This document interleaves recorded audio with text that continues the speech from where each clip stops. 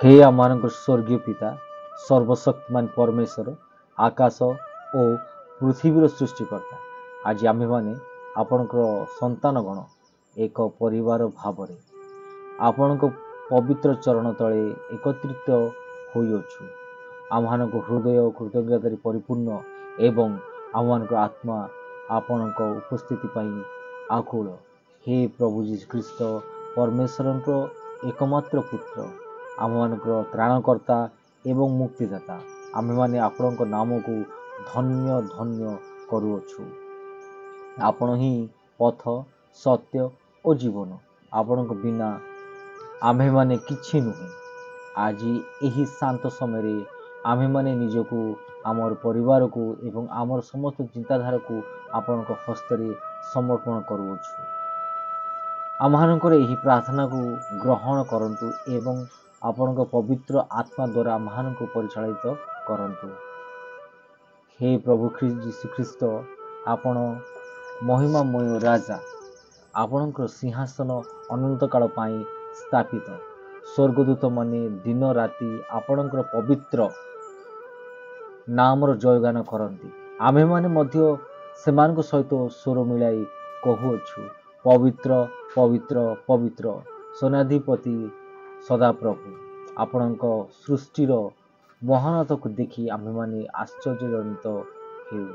ଏହି ସୁନ୍ଦର ପୃଥିବୀ ଏହି ନୀଳ ଆକାଶ ସୂର୍ଯ୍ୟ ଚନ୍ଦ୍ର ତାରାଗଣ ସବୁକିଛି ଆପଣଙ୍କର ଅସୀମ ଜ୍ଞାନ ଏବଂ ଶକ୍ତିର ପରିଚୟ ଦିଏ। ଆପଣଙ୍କର ପ୍ରେମ ଅସୀମ ଆପଣଙ୍କ କରୁଣା ଅପାର ଏବଂ ଆପଣଙ୍କର ବିଶ୍ୱସ୍ତତା ପୁରୁଷାନୁକ୍ରମେ ସ୍ଥାୟୀ। ଆମ୍ଭେମାନେ ଆପଣଙ୍କୁ ଆରାଧନା କରୁ କାରଣ ଆପଣ ଆମ୍ଭମାନଙ୍କର ଉତ୍ସ। ଯେତେବେଳେ ଆମ୍ଭେମାନେ ଅନ୍ଧକାରରେ ଥାଉ ଆପଣ ଆମ୍ଭମାନଙ୍କ ପାଇଁ ଆଶାର କିରଣ। ଯେତେବେଳେ ଆମ୍ଭେମାନେ ଦୁର୍ବଳ ଆପଣ ଆମ୍ଭମାନଙ୍କ ଶକ୍ତି।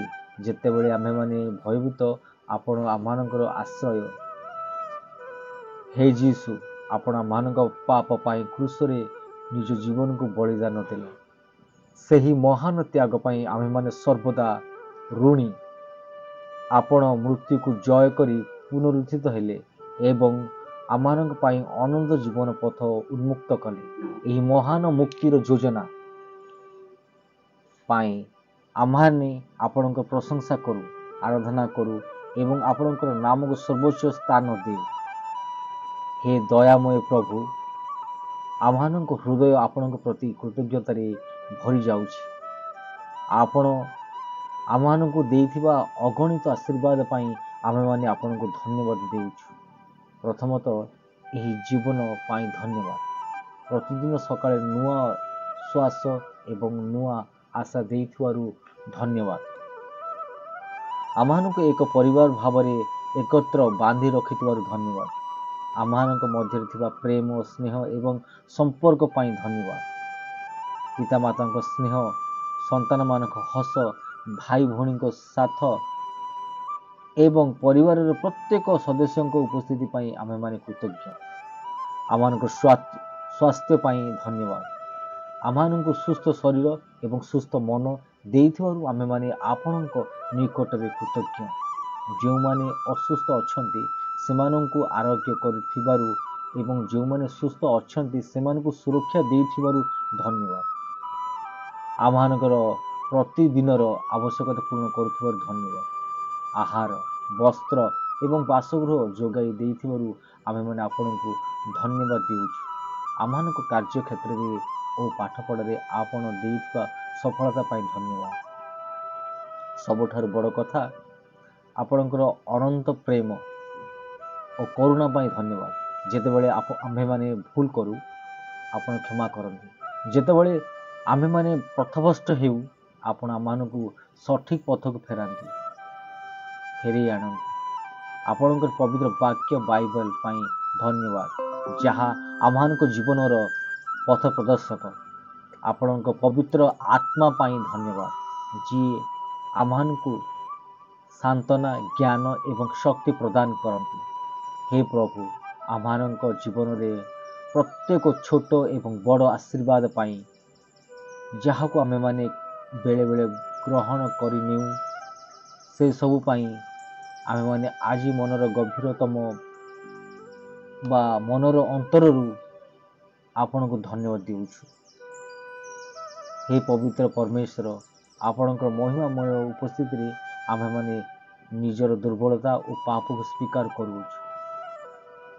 ଆପଣଙ୍କ ଆଜ୍ଞାକୁ ଆମ୍ଭେମାନେ ଅନେକ ଥର ଲଙ୍ଘନ କରିଛୁ।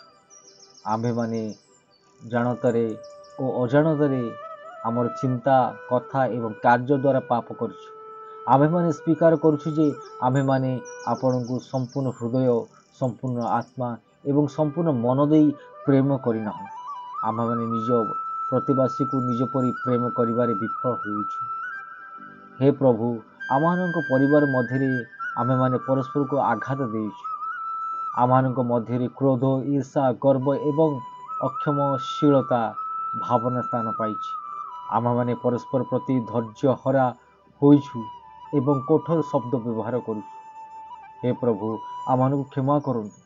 ଆମ୍ଭେମାନେ ସାଂସାରିକ ବିଷୟ ଗୁଡ଼ିକ ଉପରେ ଅଧିକ ଧ୍ୟାନ ଦେଉଛୁ ଏବଂ ଆପଣଙ୍କୁ ଆମମାନଙ୍କ ଜୀବନରେ ପ୍ରଥମ ସ୍ଥାନ ଦେଉନାହୁଁ। ଆମ୍ଭେମାନେ ଆପଣଙ୍କ ବାକ୍ୟ ପଢ଼ିବାରେ ଓ ପ୍ରାର୍ଥନା କରିବାରେ ଅବହେଳା କରୁଛୁ। ହେ ପ୍ରଭୁ ଯୀଶୁ, ଆପଣଙ୍କ କ୍ରୁଶୀୟ ମୃତ୍ୟୁ ଏବଂ ବହୁମୂଲ୍ୟ ରକ୍ତ ଦ୍ୱାରା ଆମମାନଙ୍କର ସମସ୍ତ ପାପ ଧୌତ କରନ୍ତୁ।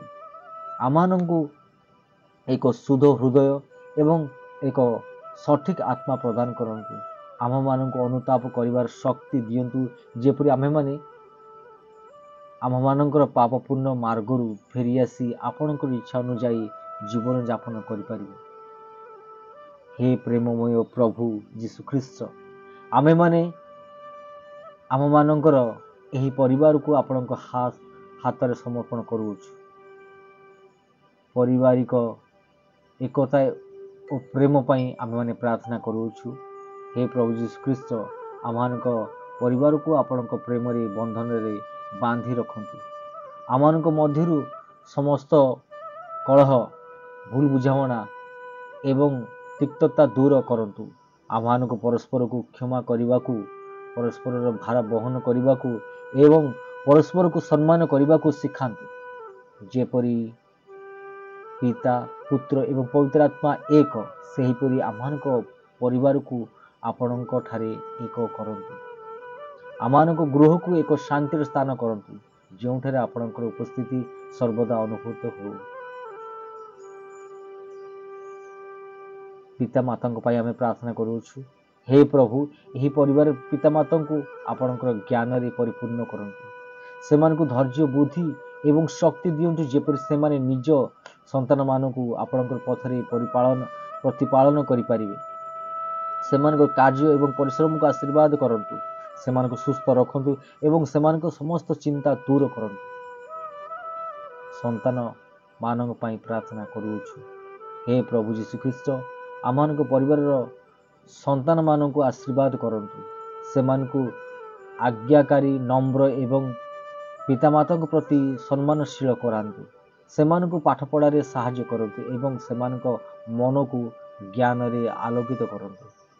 ସେମାନଙ୍କୁ ସମସ୍ତ ପ୍ରକାର କୁସଙ୍ଗ, ମନ୍ଦ ଅଭ୍ୟାସ ଏବଂ ସାଂସାରିକ ପ୍ରଲୋଭନରୁ ରକ୍ଷା କରନ୍ତୁ। ସେମାନଙ୍କ ହୃଦୟରେ ଆପଣଙ୍କ ପ୍ରତି ଏକ ଗଭୀର ବିଶ୍ୱାସ ଏବଂ ପ୍ରେମ ସୃଷ୍ଟି କରନ୍ତୁ, ଯେପରି ସେମାନେ ଯୁବାବସ୍ଥାରୁ ହିଁ ଆପଣଙ୍କୁ ନିଜର ତ୍ରାଣକର୍ତ୍ତା ଭାବରେ ଗ୍ରହଣ କରିବେ। ପରିବାରର ବୟୋଜ୍ୟେଷ୍ଠ ସଦସ୍ୟମାନଙ୍କ ପାଇଁ ପ୍ରାର୍ଥନା ମୁଁ କରୁଅଛି। ହେ ପ୍ରଭୁ, ଆମମାନଙ୍କ ପରିବାରର ବୟସ୍କ ସଦସ୍ୟ, ଜେଜେବାପା ଓ ଜେଜେମାଙ୍କ ପାଇଁ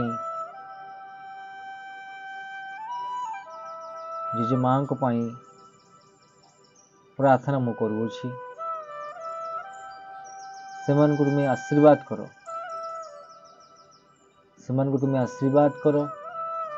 ସେମାନଙ୍କର ଜ୍ଞାନ,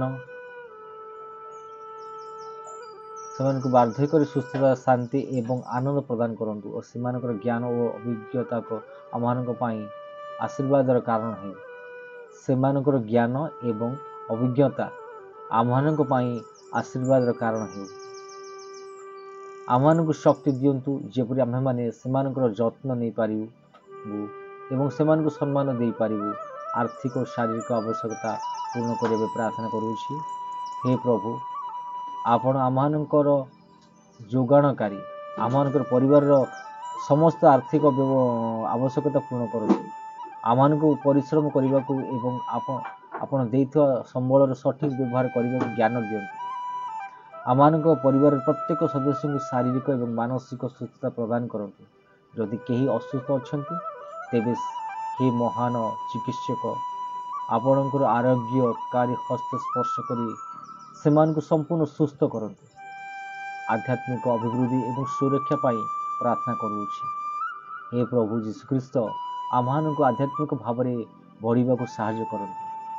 ଆମମାନଙ୍କର ବିଶ୍ୱାସକୁ ଦୃଢ଼ କରନ୍ତୁ।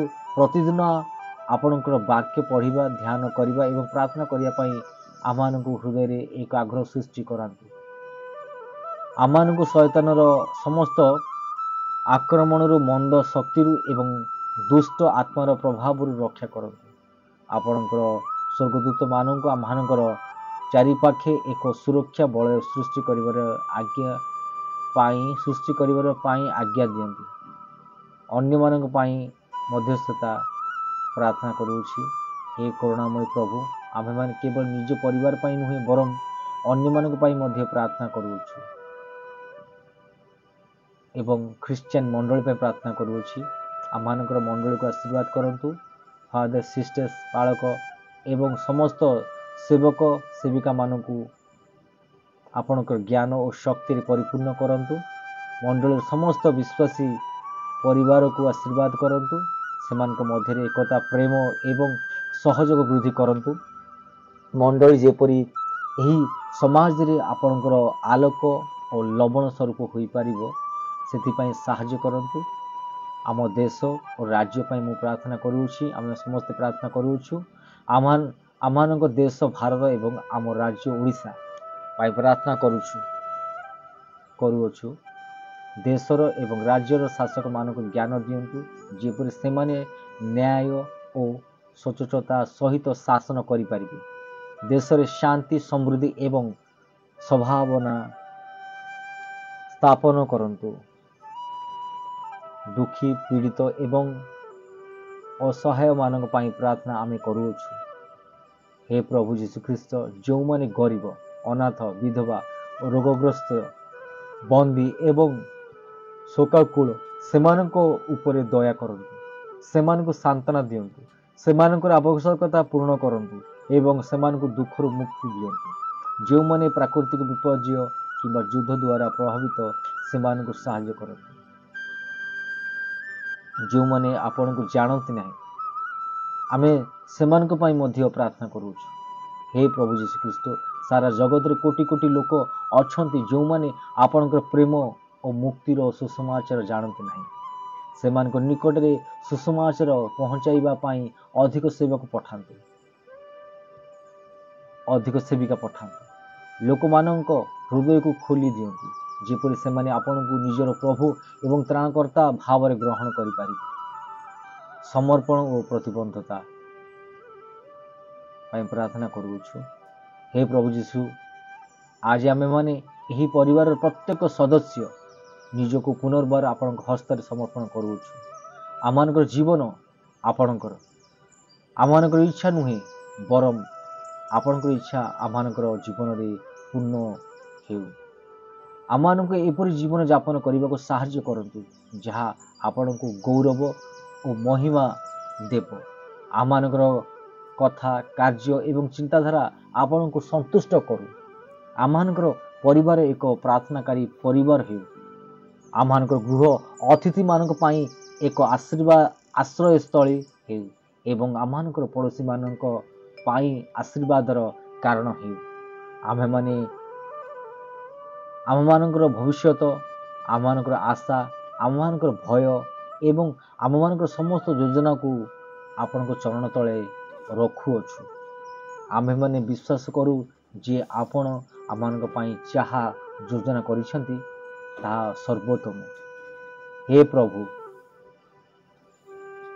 ଯୀଶୁଖ୍ରୀଷ୍ଟ, ଆମମାନଙ୍କର ଏହି ଦୀର୍ଘ ପ୍ରାର୍ଥନା ଶୁଣିଥିବାରୁ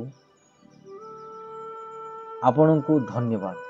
ଆମେମାନେ ଜାଣୁ ଆପଣ ଜଣେ ପ୍ରାର୍ଥନା ଶୁଣିବା ବାଲା ପରମେଶ୍ୱର, ଈଶ୍ୱର। आम्भेमाने विश्वास करू जे आपण आम्हानଙ୍କର प्रत्येक निवेदनକୁ ଆପଣଙ୍କର ସମୟ ଏବଂ ଇଚ୍ଛା ଅନୁଯାୟୀ ଉତ୍ତର ଦେବେ। ବର୍ତ୍ତମାନ ଆମ୍ଭେମାନେ ଆପଣଙ୍କର ଆଶୀର୍ବାଦ ପ୍ରାର୍ଥନା କରୁଛୁ। ବର୍ତ୍ତମାନ ଆମ୍ଭେମାନେ ଆପଣଙ୍କର ଆଶୀର୍ବାଦ ପ୍ରାର୍ଥନା କରୁଅଛୁ।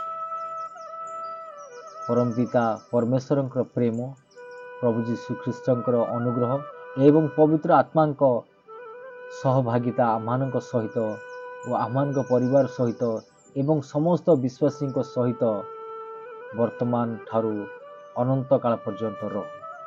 ଏହି ସମସ୍ତ ପ୍ରାର୍ଥନା ଆମ୍ଭେମାନେ ଆମମାନଙ୍କର ପ୍ରିୟ ପ୍ରଭୁ ଯୀଶୁଖ୍ରୀଷ୍ଟ ଏବଂ ତ୍ରାଣକର୍ତ୍ତା ପ୍ରଭୁ ଯୀଶୁଖ୍ରୀଷ୍ଟଙ୍କ ମଧୁର ନାମରେ ମାଗୁଅଛୁ। ଆମେନ୍।